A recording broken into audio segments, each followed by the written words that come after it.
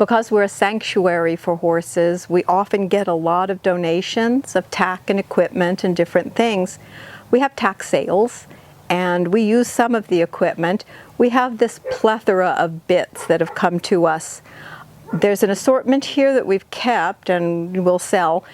There was more than this that we actually threw away because they were so severe or so vicious that we didn't want a horse to ever have them used on their poor bodies, on their mouths.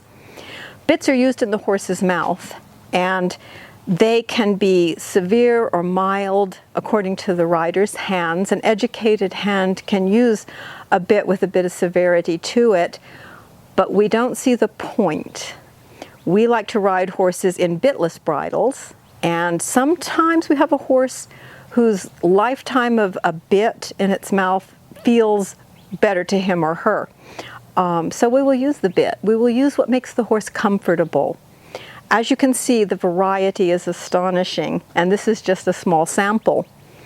But bits come in essentially snaffles, which is any bit where the rein attaches to a ring that's directly on the mouthpiece. This is a very thick mouth egg butt snaffle. This snaffle is relatively mild because of the thickness of the mouthpiece. It has a single joint, which can have a tendency, when the reins are used, to hit the horse on the roof of the mouth. This bit is less favored than the bit that we love, which is a French link. This is one of our favorite bits if we use a bit. It has two joints in it. It sits on the horse's mouth, curves over the tongue, and is comfortable. Most horses find it very comfortable. That's the bit that we choose for most of the horses. But we think of them as individuals. Most of the time we're working with the bitless bridle. Bitless bridle sits on the horse's face, and the nose part is where it has effect. We have a skull. This skull was found out in the desert. It's of a very young horse because of the size of the mouth on it. The face itself is very vascular, and it has so many nerves that it can be severe if someone is very aggressive with the bitless bridle, or if they put it too low. The horse has bone. These have broken off some, but it comes out about to here. And you want your bitless bridle to sit on the bony part of the face, not to come down on cartilage where it would hurt more. If you use a bit, the bit sits on the bars of the mouth where there aren't teeth. This young horse has the teeth in front, the bar where there no teeth come out, and then the molars they chew with. This bit sitting on the bars could, when the reins were used, come up and hit the roof of the mouth. When you have a bit, you're always thinking about the fit for the horse. You want it to fit the mouth. You don't want it to be so tight that it's pinching in, nor so long that it hangs out on either side. When you adjust it, that old wrinkle at the corner of the mouth, it's more important that you find that it does not hit any teeth and that it sits comfortably on the tongue. Some horses have very large tongues, and a horse with a big tongue needs for sure the bit, the French link snaffle, so that it gives some room and it sits on top of the tongue, doesn't put pressure or pinch the tongue against the bars of the mouth. Some bits are made very severely. This, believe it or not, is not as severe as most twisted mouth bits. Some are twisted wire that's so small it can cut all the way through the tongue. This one is one that's sort of destined for the refuse bin, but I have it here to show it to you. It has a coppery mouthpiece. Here's another bit, a much milder, much better bit, that is an egg butt snaffle with a copper mouthpiece. And there's a belief that the copper increases salivation so that the mouth stays wet and that you don't have the mouth dry where the bit itself, the mouthpiece on the bit, would pull on the gums and feel really bad to them. There are bits that are made with sweet iron. There are several of those here. It's believed that that tastes sweet in the horse's mouth. They haven't told me for sure, but they do tend to like the sweet iron. This is severe. The severity is simply because of the smallness of the mouthpiece. When they are very narrow like this, there's much more aggression as they feel it against the bars of the mouth. This little strap, someone used this in a way to keep this little strap so that the ring couldn't be pulled through the horse's mouth. It's not a curb strap because this is not a curb bit. If you have a horse that the bit wants to pull through their mouth, bits that are made like this with the full cheek are excellent choices.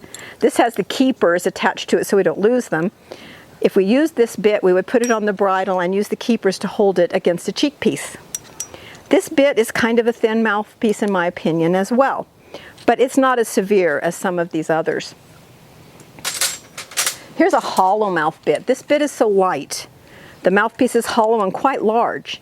This would be an okay bit for a horse that had a small tongue, but if they have a really big tongue, it isn't as mild and wonderful for them because it takes up more room in the mouth.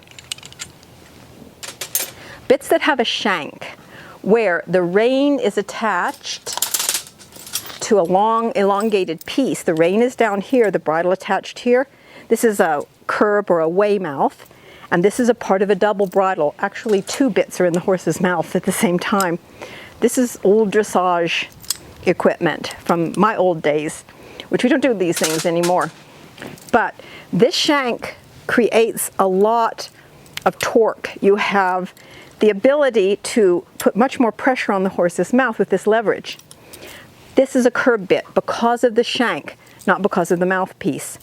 This mouthpiece has a port which gives a little room for the tongue. Here is a pellum. You can see it's different. It has two rings, and it's made to use two sets of reins.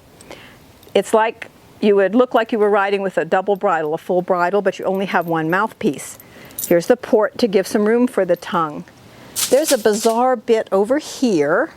Where is that bit? That has not a mullen mouth, because a mullen mouth has a curve to it, but it has a straight mouth. This bit has no room for the tongue, sits heavy on the bars of the horse's mouth, and gives a lot of leverage. This is a bit I would not want to ever use. It has, for some reason, remember these come from people who give them to us, this has the bit guards. And those are things you use to keep the bit from pinching the corners of the horse's mouth. A bit that is created to be kind of like a snaffle and a pellum all in one is called a kimberwick. A kimberwick is a bit that we're not fond of either.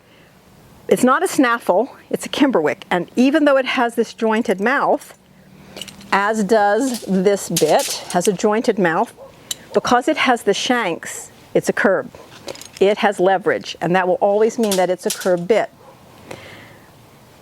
Bits come in all kinds of sizes. You want to adjust and use what the horse is most comfortable with. I guess we have a blessing here that if a horse comes and we're not sure what they want to go in, we can try different things.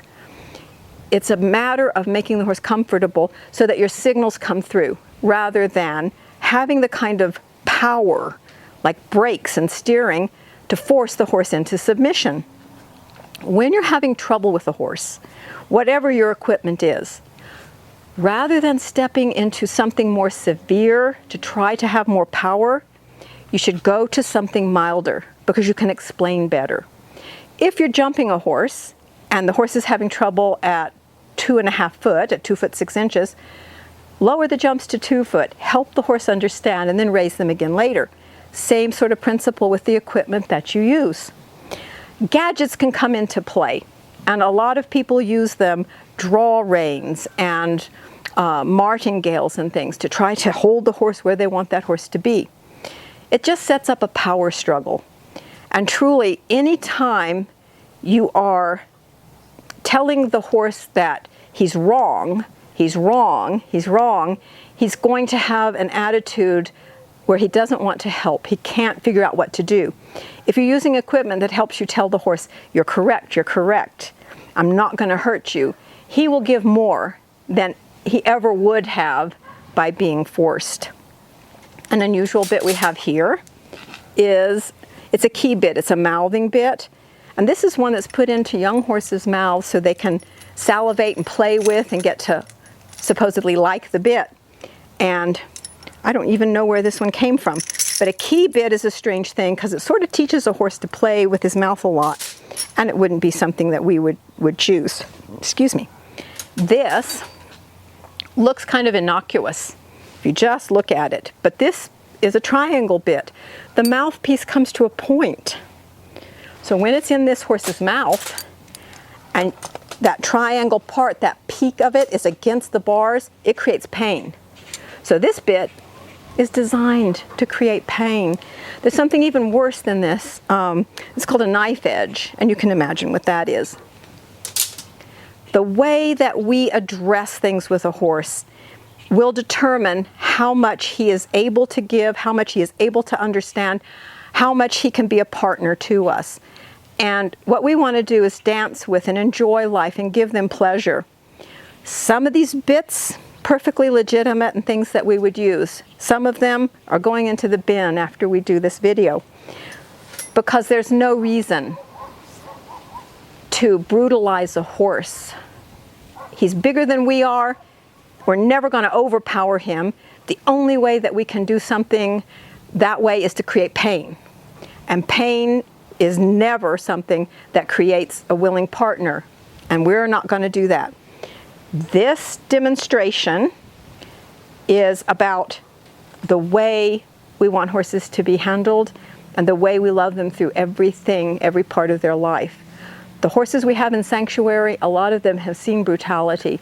A lot of them have been damaged. Most of our horses are special needs. So we find ways to adapt, to help, to love them through, and then we end up with these amazing beings that appreciate everything we've done. Thank you.